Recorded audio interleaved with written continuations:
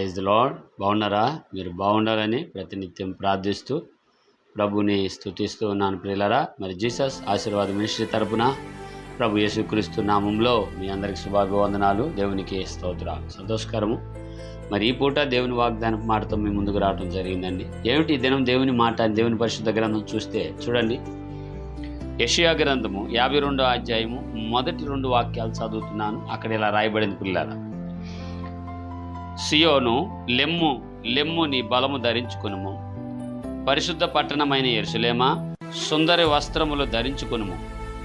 ఇక మీదట సున్నతి పొందనివాడు ఒకడైనను అపవిత్రుడు ఒకడైనను నీ లోపలికి రాడు. ధూళి దులుపుకొనుము యెరూషలేమా, లేచి కూర్చుండుము. చెరపట్టబడిన సియోను కుమారి, నీ మెడను విప్పివేయము అన్న మాట కనబడుతుంది. పిల్లరా, ఇక్కడ ఈ పూట దేవుడు మాట్లాడుద్దేశించిన ప్రేమ కలిగిన మాట ఏంటంటే, యెరూషలేమును ఓ ప్రవక్త ద్వారా ప్రవచనాత్మపూర్వకంగా మాట్లాడుతూ ఉన్నాడు. ఆనాడుల్లో ఒకరు పోతే ఒకరు దాడి చేసి పాడు చేస్తున్న దినాలు కదా అవి. ఎందుకంటే ఇశ్రాయేలులు దేవునికి లోబడనందున దేవుడు ఒకరేంటే ఫిలిప్తీలకు, ఒకసారి అంటే అమోరీలకు, ఒకసారి అంటే అషేరీలకు, ఒకసారి అంటే ఏమండి ఇట్లా అప్పగించిన దినాలు మనం చూస్తాం. అయితే ఆయనే మరలా జాలి చూపించి యెరూషలేము పట్ల ప్రేమ కలిగి సియోను అనబడిన ఆ పట్టణాన్ని, కుమారి లెమ్ము, లేచి నీ దుమ్ము దులుపుకొని కూర్చుండుము. ఇంక ఎన్నడు సున్నతి పొందనవాడు అంటే దుష్టుడు కాదండి, అపవిత్రుడు అంటే దేవుని ప్రేమించని ఆ రోజుల్లో శత్రువుగా ఉన్న వ్యక్తి కాదండి, నీలోనికి రాడు అన్న మాటనే మాట్లాడుతూ ఉన్నాడు. హల్లెలూయా. ఈ పూట వాగ్దానం ఈ మాట మనకి నీకు దేనికి అందించాడంటే, ఎన్నాళ్ళు దేవుని మాట వెనక నీ ఆలోచనని ప్రతిష్ఠ చేసుకొని దానికి ప్రయాణంగా దాని ముందు నువ్వు నడుస్తున్నావేమో. ఒకవేళ ఈ పూట వాగ్దానంగా దేవుడు చెబుతున్న మాట ఇదిగో, ఇంక మొదలుకొని నీవు బలహీనపరచబడవు, నువ్వు ఇబ్బంది పడే అవకాశం ఉండదు. ఎందుకంటే దేవుడినైన ప్రభువై నేనే నీతో మాట్లాడుతున్నాను.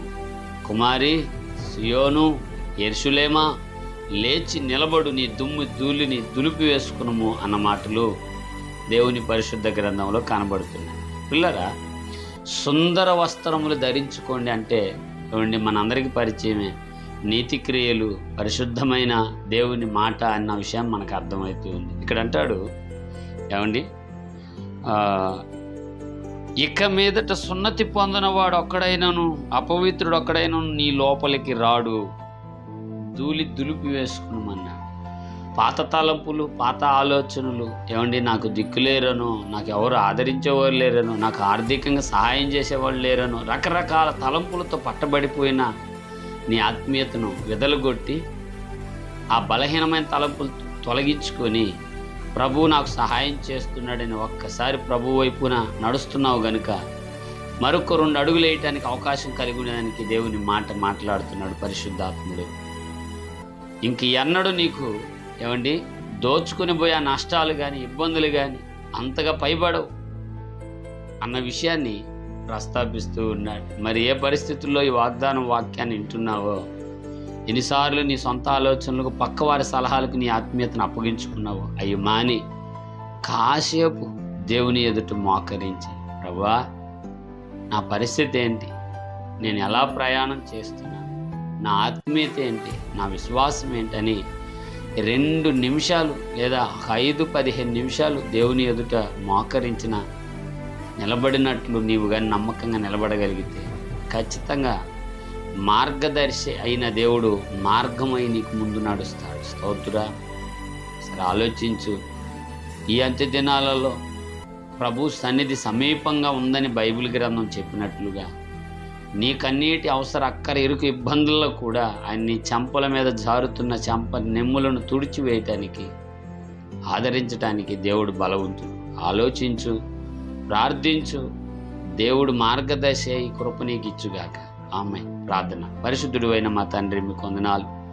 ఈ వాగ్దానం వీక్షిస్తూ దూరాన సమీపాన ఉన్న నీ ప్రియ పిల్లలను మీరు దర్శించి బలపరచండి నాయన. ఎవరైతే వారి మార్గాలను పక్క వారి సలహాలతో నడిపించుకుంటున్నారు వాటిని మాని పరిశుద్ధాత్ముడ వాక్యానుసారముగా నాయన ఆత్మానుసారమైన ప్రయాణములు ముందుకు చేయుటకు మీరు సహాయం చేసి మీ నామని మహిమ తెచ్చుకున్నామని పరిశుద్ధుడైన యేసు నామములో ప్రార్థన చేయుచున్నాము తండ్రి. Amen. Amen. Praise the lord. God bless.